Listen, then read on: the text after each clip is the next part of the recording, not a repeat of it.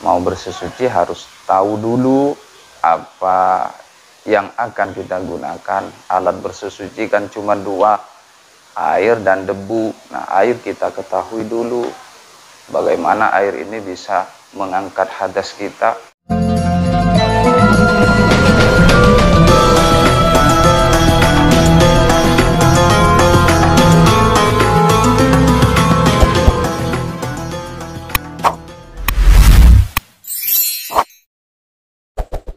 Al-Fatihah.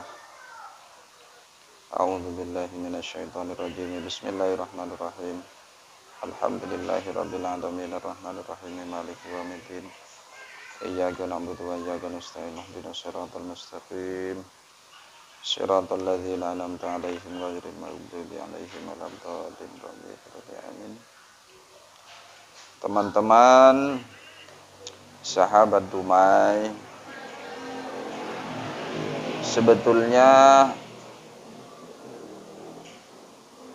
ini adalah pengulangan mengaji Fathul Qorib, karena kemarin pas waktu belajar bersama teman-teman santri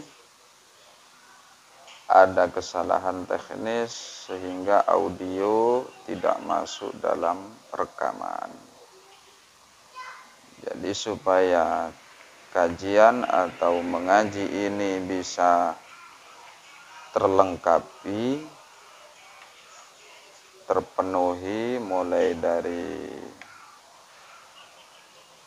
bersuci, pembagian air part 1 itu yang pertama, sekarang dilanjut yang kedua dan yang ketiga. Fokus pembahasan kali ini di pembagian air yang kedua. Jadi sebelumnya akan dijelaskan pembagian air ada 4 ya. Dari ketujuh air yang terkumpul atau terangkum dalam ungkapan ma nazala minas sama au naba'a minal ardi ala ayyi sifatin kana min aslil khilqah, yang jumlahnya ada 7, 3 dari langit, 4 bersumber dari bumi. Itu nanti yang akan dijadikan pembahasan pembagian air yang akhirnya terbagi menjadi 4. Yang pertama adalah air mutlak. Air mutlak sudah dibahas pada minggu yang lalu. Sekarang air yang kedua, pembagian air yang kedua adalah air yang suci. Suci mensucikan namun makruh untuk digunakan. Makruh untuk digunakan ini adalah air yang musammas. Air musammas ini air yang berada di bawah panas matahari. Berada di bawah terik panas matahari. Airnya itu kan panas. Nah, sebab panasnya ini akhirnya meskipun suci mensucikan tapi makruh digunakan. Sebab ada salah satu penelitian ulama, air musammas ini akan mengakibatkan penyakit baros. Baros itu semacam penyakit kulit belang. Dia ada yang putih, ada yang kemerah-merahan, ada yang hitam. Ya belang. Ciri-ciri dari penyakit baros. Air musammas ini bisa dikatakan makruh jika memenuhi 2 ketentuan. Air musammas itu bisa dikategorikan makruh digunakan jika berada di suatu daerah yang tingkat kepanasannya itu kurang lebih sampai 80 derajat Celcius. Kalau di Indo ini tidak sampai segitu, masih stabil. Tidak terlalu panas, tidak terlalu dingin. Mungkin di daerah timur-timur tengah sana mungkin. Jadi ketentuan makruhnya air musyammas digunakan itu satu, berada di suatu daerah yang memang tingkat kepanasannya itu tinggi. Ketentuan yang kedua, berada di satu tempat yang muntaba. Muntaba ini satu tempat yang terbuat dari satu logam, besi, baja, dan lain-lain yang berpotensi menimbulkan karat begitu. Nah, ini makruh untuk digunakan. Selain itu, air-air yang makruh digunakan meskipun bukan air musyammas adalah air yang sangat panas atau air yang sangat dingin. Kedua. Jadi biar suci mensucikan, tapi kalau sangat panas atau sangat dingin, ini makruh digunakan. Makruh berarti tidak apa-apa dilakukan, makruh ya. Tapi kalau ditinggalkan, dapat pahala. Pengertian makruh kan begitu ya, teman-teman. Sudah itu pembagian air yang kedua.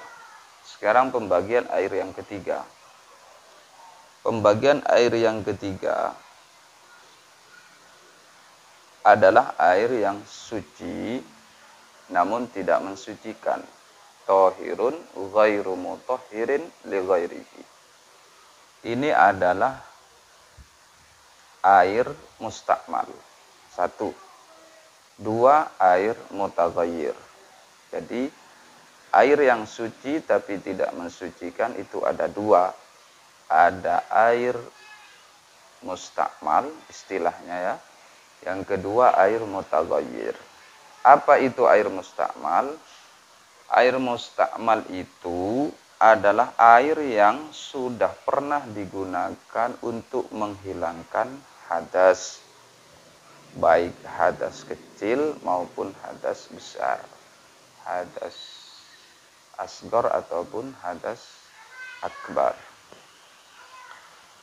Hadas kecil ya seperti wudu, kita menggunakan air dipakai untuk wudu. Nah, sisa wudunya ini dikatakan air mustakmal. Hukumnya status air ini adalah suci tidak mensucikan. Suci tapi tidak mensucikan. Contohnya begini. Kita ambil air satu dayung air, kita wudu, nawaitul wudu. Nah, kita mulai membasuh muka nih. Nah, yang terjatuh dari aliran muka inilah yang dinamakan air mustakmal. Ya. Tetesan dari wajah ini adalah air mustakmal, air yang sudah pernah digunakan untuk bersesuci menghilangkan hadas kecil. Hukumnya suci tapi tidak mensucikan. Jadi tidak bisa lagi dipakai wudu. Sisanya ini tidak bisa lagi dipakai mandi besar.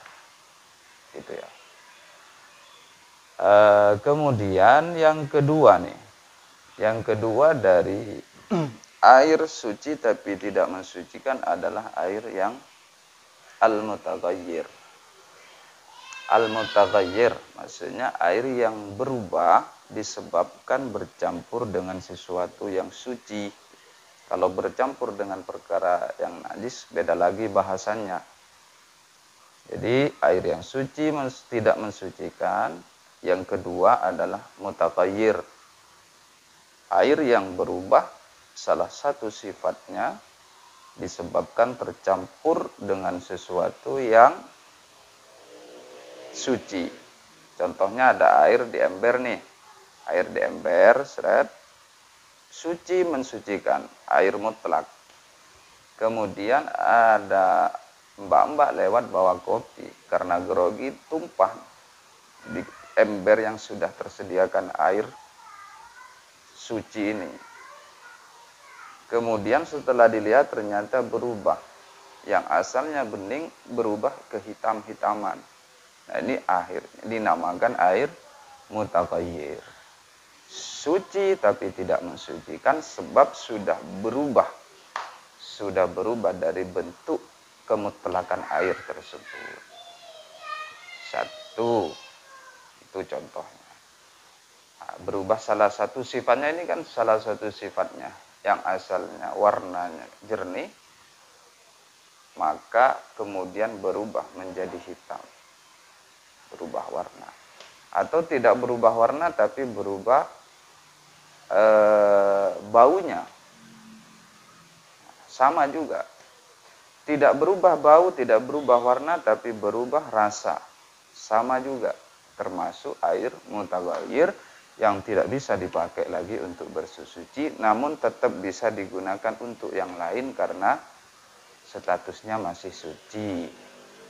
Hanya saja dia tidak mensucikan. Sudah. Ya. Nanti ada pengecualian air mutaghayyir ini, air yang berubah disebabkan tercampur perkara suci, dikecualikan, mengecualikan artinya dia tetap suci, mensucikan meskipun berubah. Ini merupakan pengecualian. Contohnya adalah air yang berubah bimukhalid atau bimujawir.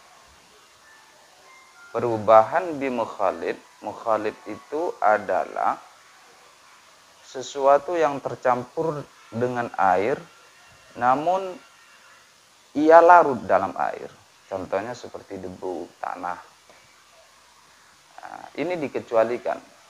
Artinya kalau perubahan air itu seperti misalkan air hujan nih, kalau deras kan berupa air lumpur. Nah, ini air lumpur suci, bisa mensucikan. Karena ini merupakan pengecualian dari air yang tadi mutaghayyir, yang aslinya mutaghayyir itu adalah suci tapi tidak mensucikan. Namun karena kasus ini dikecualikan, air lumpur ini akhirnya bisa digunakan. Atau perubahannya dengan sebab mujawir. Mujawir ini adalah satu perkara benda, ya, benda padat ini yang bercampur dengan air, kemudian air itu bisa berubah. Contohnya seperti bebatuan, seperti kayu, ini kan benda-benda padat yang tidak mudah larut dalam air, tapi kok lama-lama diam di air, akhirnya mampu merubah warna air, mampu merubah bau air. Nah, ini tidak berpengaruh akan status kesuciannya dan mensucikannya. Nah, jadi begitu. Teman-teman, ini adalah salah satu cara kita untuk mengetahui dan berusaha untuk bersesuci dengan benar.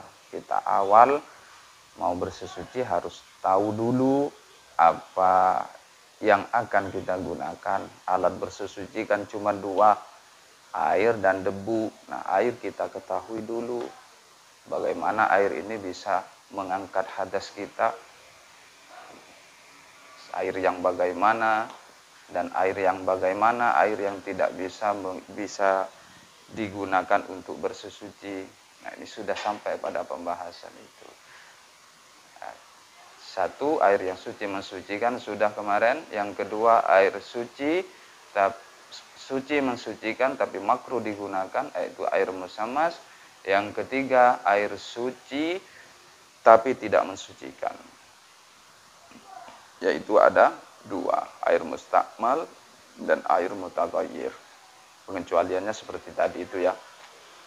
Ada air mutaghayyir, air yang berubah dengan perkara sebab perkara suci, namun itu tetap bisa mensucikan, seperti air yang berubah disebabkan mukhalid yang memang selalu bersinggungan dengan air seperti debu, atau mujawir, benda padat yang memang selalu bersinggungan dengan air juga, itu akhirnya tidak apa-apa. Tidak. Artinya tetap bisa dipakai bersesuci. Ya, begitu saja dulu teman-teman. Ini hanya sekedar mengqadai ya, mengganti satu rekaman video yang sebelumnya sempat terganggu gara-gara kesalahan teknis yang akhirnya audionya tidak masuk, tinggal rekamannya saja, tinggal gambarnya saja.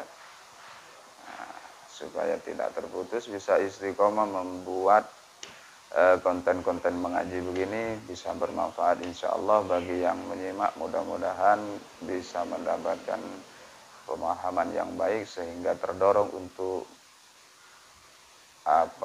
untuk beribadah secara betul sesuai tuntunan syariat. Insya Allah berkah manfaat. Amin ya rabbal alamin. Assalamualaikum warahmatullahi wabarakatuh.